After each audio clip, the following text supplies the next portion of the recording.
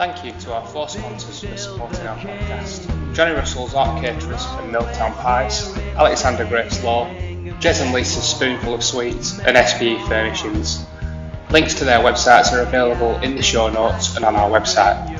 Don't forget to subscribe to get all the latest episodes as soon as they're released.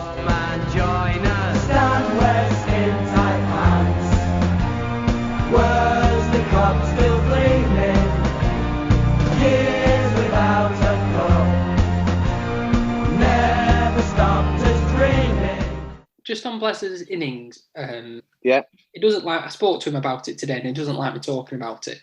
But it's amazing how many players from opposition sides after the game come and say to us, "It's absolutely ridiculous, and it's really unfair that everybody else scrapes around for 20 overs to try and get 30 runs, and Bless comes in and just times everything as soon as he comes in." Because I mean, it were massive, that six. Yeah. I was walking along the bottom boundary. It went miles. Yeah. It was a full flourish of the bat, weren't it? It wasn't a chip. It was a proper put everything into it. Full wind up. Yeah, and he was unlucky with his dismissal. I think it probably helped. Yeah, it was. I mean, I think it probably helped there because of Bled's. You know, he's so free hitting, but that one he proper swung and he put his backside into that one as well. So I think that gave it an extra 50 metres. So then move on. A great victory. You know, we're on a bit of a roll there now, and you know the league, as we keep saying, this is not going to be won. I don't feel by someone only losing one game or two games, the actual league, or to get in that top 3 or 4. People can beat anyone, so it's important that we win, you know, as many games as possible after those first couple of defeats. So that's, you know, it's a great victory that we've got. So then we move on. We're getting ready for our second T20 game, Accrington at home. The players all up for that before disaster struck. How was it feeling then, Joe Martin, about the build up to that in training on the Tuesday?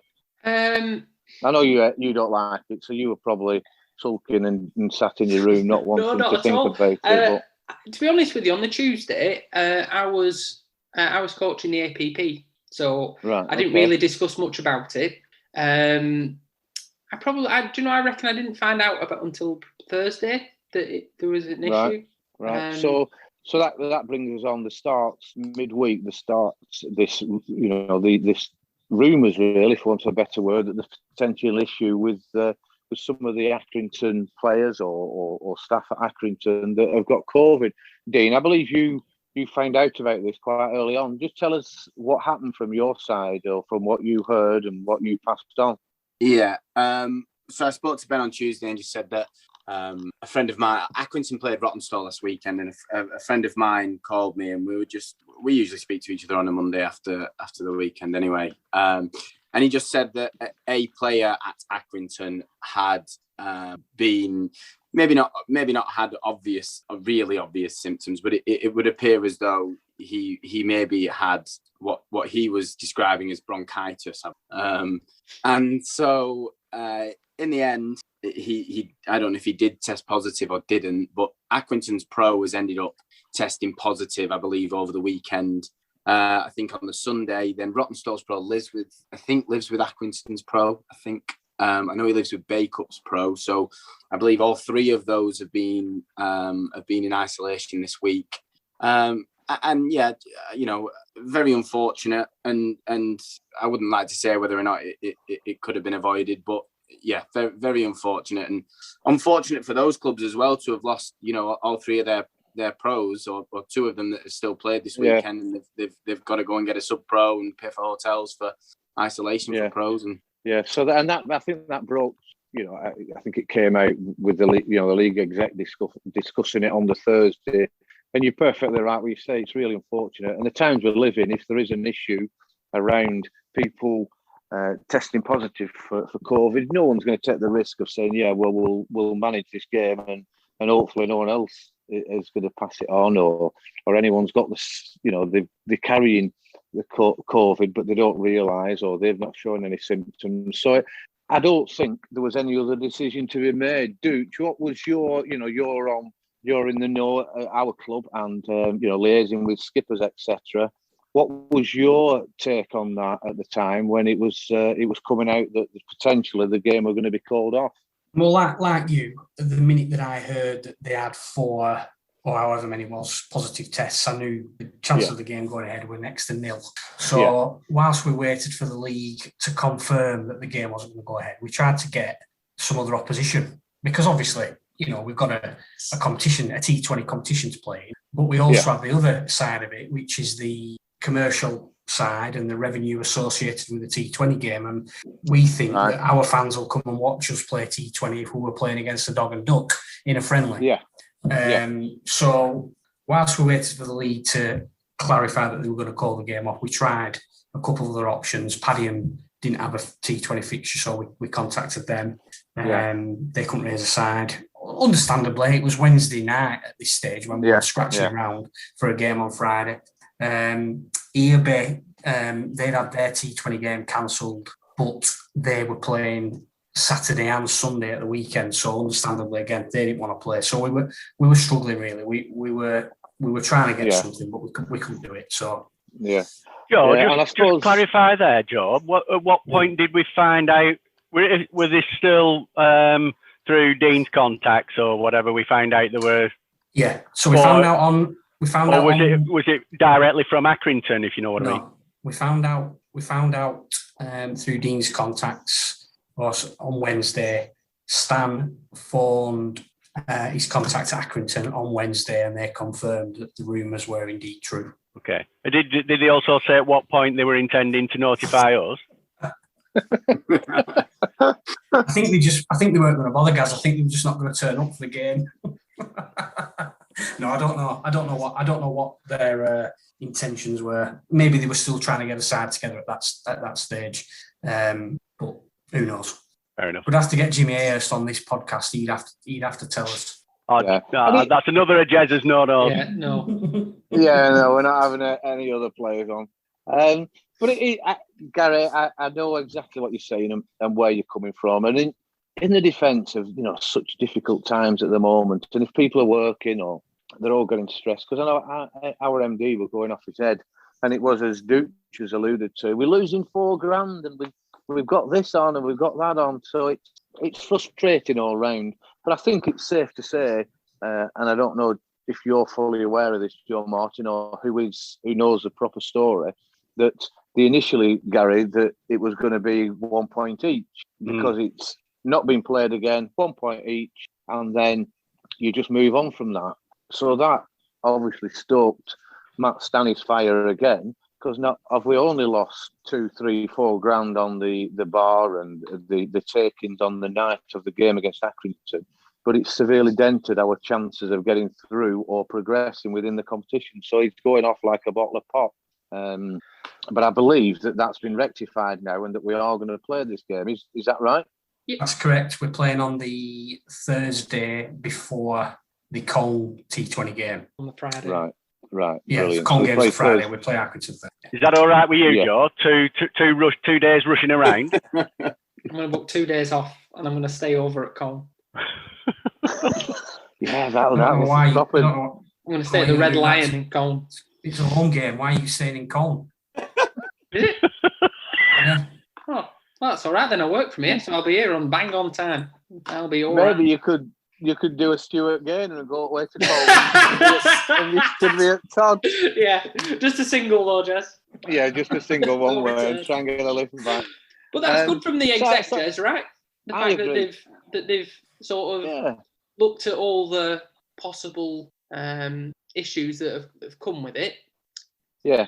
Rather than nobody being happy with what's happened, at least people get a game of cricket, people come to the cricket club, and you'd prefer to lose. You'd prefer to lose the game, or you prefer not to go through by losing a game than due to some kind of COVID. Yeah, it's the integrity of the competition, isn't it? I think that's if everybody else is getting to play on a baking hot night and you don't get to play, then you should get that. And it might rain. You don't know, do you? That's positive. No, but that'd be funny, wouldn't it? Yeah. It's just nice that things have managed to be looked at retrospectively, isn't it? Whereas sometimes you feel like it's a little bit inflexible, and it's nice for something to be looked at in hindsight and say, okay, this this maybe was the wrong decision, so let's do this instead. Yeah, hopefully it sets a bit of a precedent, actually. To have a look and say... Definitely. Because the decision at the start of the year, I can remember the message coming through when all the rules were... And it was just something you sort of read over, because you just thought, all right, fair enough, if the game gets cancelled. As you alluded to at the start, though, Joe, the T20 almost isn't for the players in this set. It's for the fans. It's for the clubs to make some good money, and to not have the will to want to get that game on whatever somehow, even if at a later date. Then I think don't look great, does it? So I think the fact that they've said replay it, crack on, get it sorted, it's good all round.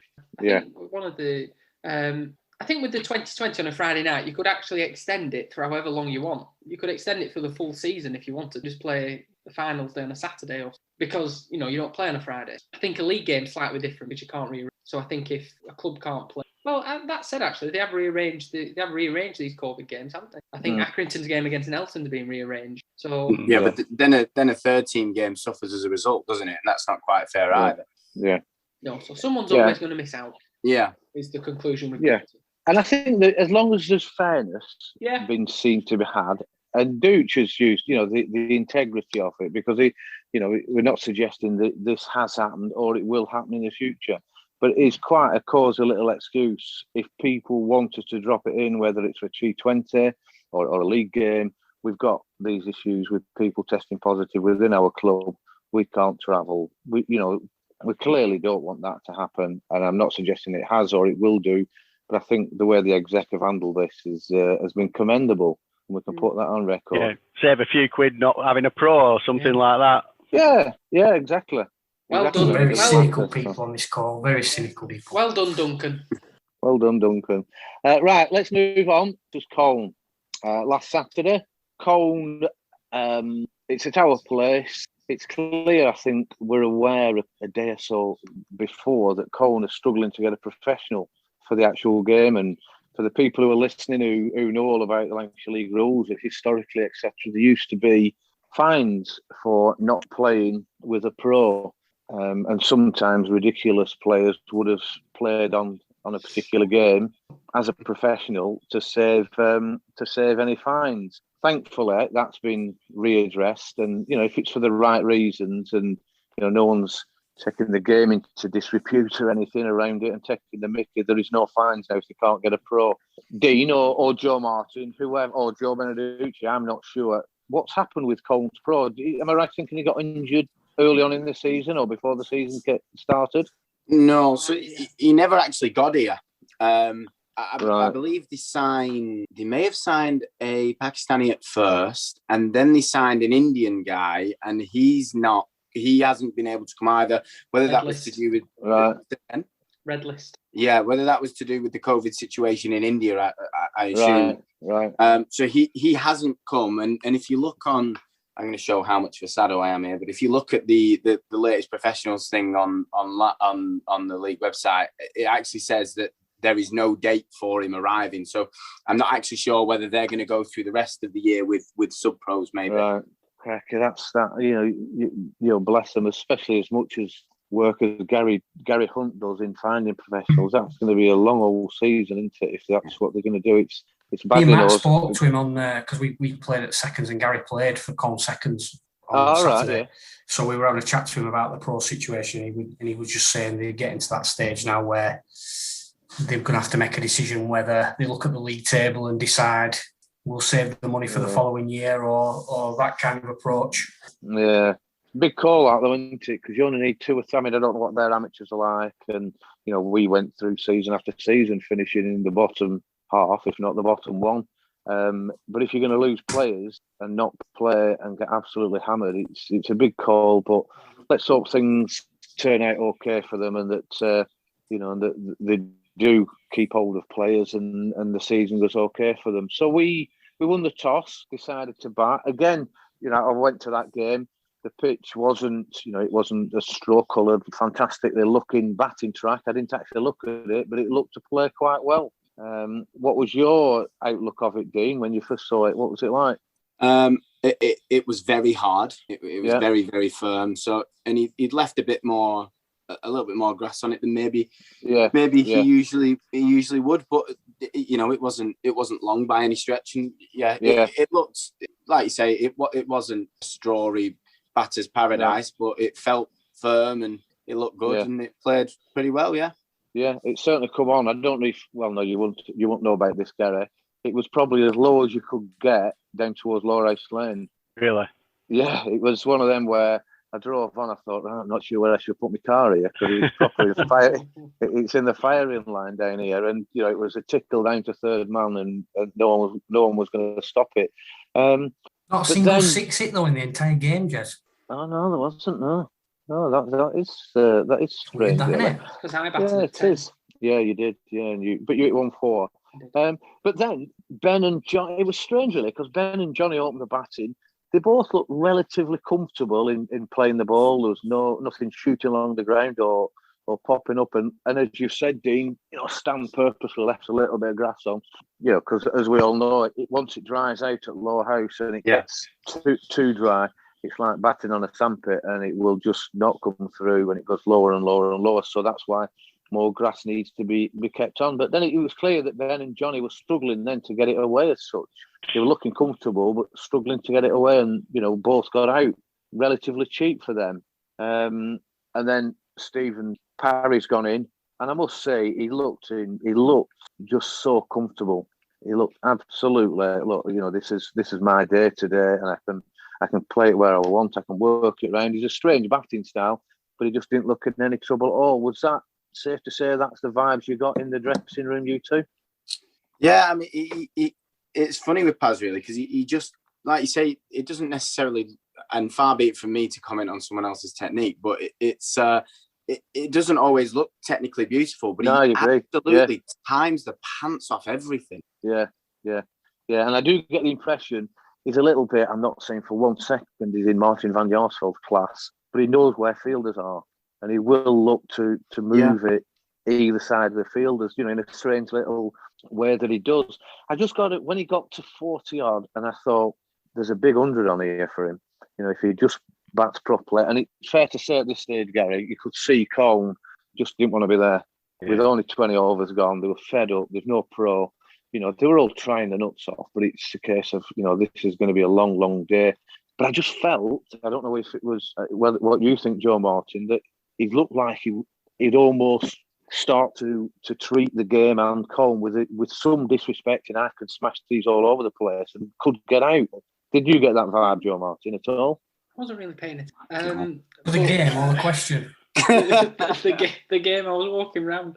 I don't know. I'm not sure I hold the same view on that. I think one of the things, what it could come across as potentially is, one of the things that I really like about him is the intent that he has. So he's always looking to score. Yeah. He's never looking to just survive. Yeah. Because that's not how he plays. No. And I think he can be a bit dismissive of the bowling, but lots of batters can. Francois can, and Johnny can, and Ben can. Yeah. So and he proved, my point is, Joe, that he proved me wrong. He didn't get out when I thought he was going to get out. I thought he's got 40, 58, and he's going to go mental. He's going to try and knock, Thornhill Street down, but he didn't. He carried on. And that's why it was such a shock when he actually got out. And he was on, if he'd have carried on batting the way he would have easily got 130. I think there was 14 overs left. Yeah. He batted very well. And when Charlie came in with him, Charlie looked in such good nick. He's working it around and batting really well. And then once again, Paddy comes in and plays so. He's such a correct player. He knows his own game, exactly what he's going to do and where he can place shots. But something's happened, Joe. What over the last, certainly this season, there's something changed with Paddy. Do you know if that's a conscious thing he's done, or is it something he's worked on, or? I think you're not really sure, and you weren't watching. I think from last year when we played during the 2020 season. It was a little bit. There was less fear of getting out. Yeah. I think he hates getting out with passion, but I think you sort of reason that with how that affects the team. So I think he's just got a bit more of or he's trying to certainly have a bit more of a positive mindset on it. I think he gets frustrated, and the Stumps have witnessed that sometimes, circa Todmorden 2014. But I think he's really coming into his own, and he's becoming a really dynamic, positive player. That if you send him in at 5 or 6, it might take him a little bit to get going, but he will score quickly towards the back end, and he hits the gaps really well. Yeah, he does early on, Joe. That's what's the difference with him. He would have, and I've chatted to Paddy about this. He would have this, maybe a lunge, and he can't score a run the way he's put the line he's gone down, and that's just for the first 2 or 3 overs. So but he's not doing that now. He's working it. He'll work it to third man, or he'll push it in a gap, and he's ready to run. So that's going to benefit us massively. It really is. Yeah. Unfortunately, Blaise gets out second ball, which was a bit of a shock to us all. And then you went in, Dean. How did you feel it was going? How was the track playing then? Yeah, still playing all right. It came through fine. It was turning a little bit, but not sharp turn by any stretch. Yeah. So it had a bit in, like we say, it wasn't a batting paradise. It had a little bit in it if you could use it. Yeah. And we saw that later with Paz. But it still played very well, and Paddy played just ridiculously well. I think he worked out very quickly where his gaps were, and just to sort of touch on him a little bit. If you come and watch Paddy bat on a Thursday night in the nets, you'd be shocked that he doesn't play a higher level of cricket. The balance that he has and how naturally he strikes a ball is ridiculous. And I think it's just a bit of self-belief with him. He started to do it a bit. Like Joe said, I think he scored 300 runs last year in that truncated season off in not so many games. And I think it's just a bit of self-belief for him. He knows he can hit the ball now, and he looks brilliant. No, you're probably right. Yeah, no, you're probably right. And like I said, we're only going to benefit from that. It's it is good to see, and it's good that hopefully Francois can get himself fit, and once Finchy comes back from that tour, if we've got those 14 players there, we should have a fantastic run towards the end of the season. So then Tom's gone in, and he's got out quite unfortunately, and then Joe Martin, 400 runs per 100 balls. What can I say? What a strike rate! Story of my career, that, Jez. Yeah, what a strike rate! I'm sure they're the ones that demoralised them. Well, I don't know. I think we talked about this, Jez, early on when I was walking around, and I saw you in Stan's shed. How it's a bit. It must be really hard playing without a pro. Yeah. Against teams that have a pro. I don't know how. I don't know how East Lancs are managing to do it, because I'd say, I don't know if Dean agrees with me, but I'd say Paz is quite inspirational. Yeah, I mean, he's very enthusiastic and passionate, and he is. He's got a real will to win. He's been a breath of fresh air, hasn't he? Really, like the energy that he brings, and just the other thing as well is that Paz is completely the opposite to some of the other bigger personalities in our changing room. So he's such a relaxed, laid-back character in general, and it comes from a confidence. I would imagine a confidence of playing 20 years county cricket, and he just knows his own game, and he knows the way to win. And it's been a breath of fresh air having him. Yeah, brilliant. I mean, that's so, and we all, for the listeners, we are looking at getting him on. We're going to wait for the time's right and to get him on and talk through some of the things that we've chatted through here. But it's so refreshing to hear that. We can laugh and joke in a few weeks or whatever, and maybe get the MD on. Yeah, it's great to hear that, Dean, that he's so influential and with such and doing so well. He's an England international, because it's interesting, and we can get the MD on, and he can tell us the stories about some of our spectators saying, when they found out we'd signed an English pro, that they never work. Players from Lancashire that have played in the league previously, they only come over for a bit of a jolly and a few quid, and they never perform. So who said that, Jess? I'm not going to say it on here, I'm afraid, but I'll let MD tell you. Okay. I think one of the other things is he fits in so well as well, Jez, just as a bloke. Yeah. He's we can be we're quite an eclectic group, as you could probably tell. Yeah. And you know, to sort of walk into our dressing room and immediately get just the awful banter that sometimes flies around is we've been quite privileged with him, really, where he just gets it from the beginning. It is so, and he does seem to. He looks to be enjoying it. He looks to be getting on with everyone that's there, and his bowling clearly is another class, and he's also, you know, he's working. You know, he's getting sorted out with the batting and working all that out. So that's fantastic. I think half time came and went. You know, with all respect, he just wasn't going to be a game. They were down in the dust, and without a professional. You know, the 79 all out, great bowling performance. Again, I think Tom bowled well for his 6 overs there early on. It's good experience for him, get overs in his belt. How did you think about that, Dean? Was it coming out all right for him and bowling well with Joe?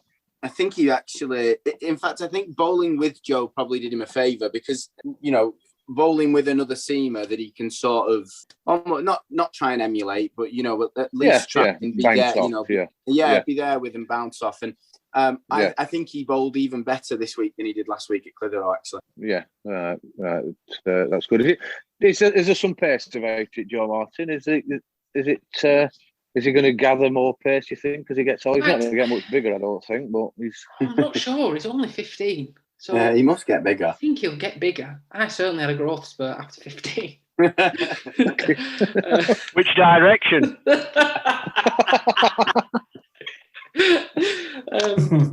So yeah, I think he will. I think there's probably, I mean, Les still works on his technique now, so I imagine there's a few technical things he'll want to work on as he gets older to probably increase his pace or but he's going to bowl with a lot of control and he can bat and he can field, so I think he's a really good asset, and all these youngsters that are playing in the team in the 2020 and getting first team games, it's when chances haven't been all that forthcoming for the past 10 years. It's really good for them to get some kind of it does them a world of good experience. And we must mention as well Hawkey's 250th Lowerhouse wicket as well, which is a fantastic achievement. And he ended up 4 overs 11 for 3. And the pro 8 overs 13 for 6. So I mean, it was a comprehensive win, wasn't it? You know, the 2 players got double figures, so it was a fantastic win. Dooch, what was your outlook on that game? Is there anything we missed? Anything that? No, I don't think so. It's obviously great to see Paddy getting his best ever score. But just going back to what you said earlier about playing without a professional mentally, I don't know how you, particularly coming to a place like Lowerhouse and not being big-headed about us, but you know, we are a good side. We are one of the strongest sides in the league. Colne, unfortunately, down the bottom, and they have to come to our place on a sunny day without a pro, lose the toss. It's the side that's won 5 on the rip, whatever it is. Must be difficult. It can't be easy at all. No, it can't be. Right. So before we mop up, Gary, anything you want to add, or anything you want to bring up, or any little stories or jokes you want to tell us before we finalise this one? Well, the one thing that other bit of news that happened last weekend was that we lost one of our league records, didn't we? The highest any wicket partnership, and so that Finchy and Rhino held for a few years was sort of demolished. Unfortunate. Well, let's not take anything away from the 2 batters because you're still to score the runs, but in context, they were playing a no pro side in East Lancs, and they smashed the record beyond, you know, not just like crept over with 270 odd Finches and Ryans. So I contacted Mr. Finch for a quote for the Housecast. He claimed not to have known or seen it. So I sort of, you know, offered him a little wager if he ever got it back. Obviously, as part of whatever other partnership he was in, then I'd buy him drinks for the season. So there's a little wager. Right, let's see. He's safe, Gaz, I think. Well, Billy, not silly, Joe. Yeah. I mean, just for context, like you say, they were playing against all amateur lineup in East Lancs, and Finchy and Ryan's partnership, I think from memory, was against Shane Harwood, who was one of the fastest, angriest Australian professionals around at the time. So unfortunately, it won't say that, will it? No, but I do think it needs qualifying. Yeah, well, it does, absolutely. You're bang on. Yeah, without that. 320 hours, I think, was 2.7 odd between Finchy and Ryan, and they got 320. So, no, good on them. Thanks for bringing that up, guys. We need to keep remembering these milestones that come along. And, fair to Finchy, I think we discussed it at the last one, 400 wickets he's got now, and he got this season. So, that's a fantastic achievement from him. So, Dean, I hope you've enjoyed your first Housecast and how it's all gone. Is there anything you want to say before we wrap it up? No, just thanks for having me, Jez. It's been enjoyable. No, good. It's great to have you on, and we'll see you in the future. If you get yourself a 50 and get a win game, you get you back on, and we'll talk about that as well. So good lad. Thanks for coming on, Dean. Joe Martin, you always come up. He's just putting his fingerless gloves on. Is Joe? I know you can't see it, but I'll describe it. He's got a daft hat on with his sunglasses, a gilet, and fingerless gloves. I'm not sure what he's going to be doing in that room on his own. Looks like Mark from Home Alone. Yeah, and he's constantly putting some lubricant on his hands. It's hand sanitizer. Sorry, I wasn't sure it was. Anything you want to bring up, Joe? Anything you want to just quickly discuss before we? I don't think so. I think we've discussed everything that was possible, but hopefully we can keep this run going. We've got a big weekend coming up. Big 2020 game against Darwin, and then 2 games at Crompton in the league and the Worsley Cup. We've managed to get the point deficit between us and Super League to 14 points now. So a couple of wins between us. So hopefully we can keep creeping up and see where we get. Exactly. You could just, you lads, carry on playing the way you are, carry on being as positive and enjoying your cricket, and the points will come, and hopefully we can get up that table. So, right, thanks very much, you four. Thanks for the contributions, and let's hope that people enjoy it and they can reflect on the last 2 or 3 games, and we'll do it again in a fortnight and talk our way through it. So thanks everyone for listening. Don't forget, subscribe. You can get the episodes a little bit earlier if you subscribe. And we always put a jingle on around our sponsors who help us produce this podcast. So thanks very much, everyone, for listening, and good night.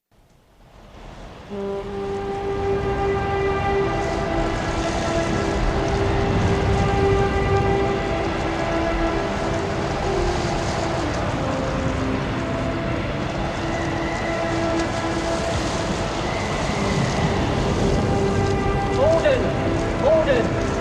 Send more house to save the house!